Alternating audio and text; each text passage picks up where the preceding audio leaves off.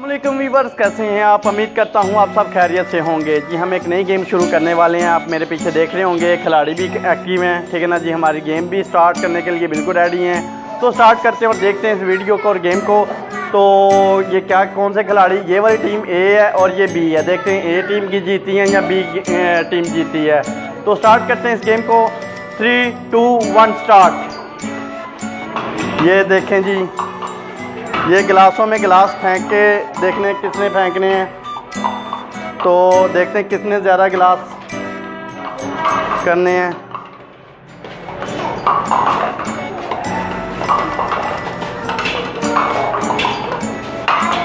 जी ये दोनों टीमें जो हैं वो 2-2 गिलास इन्होंने एंटर कर सके हैं, ठीक है जी। तो दोनों टीमें एक बराबर में गई हैं। दोनों के लिए ज़रा एक ज़ोरदार क्लैप ज़रा करें, ठीक है ना जी। तो हमारे चैनल को लाइक करें, शेयर करें और सब्सक्राइब करें। ये वाहद वो गेम है जिसमें दोनों टीमें एक बराबर में खेली और जीती हैं, ठीक है जी। दोनों विनर हैं इस गेम की।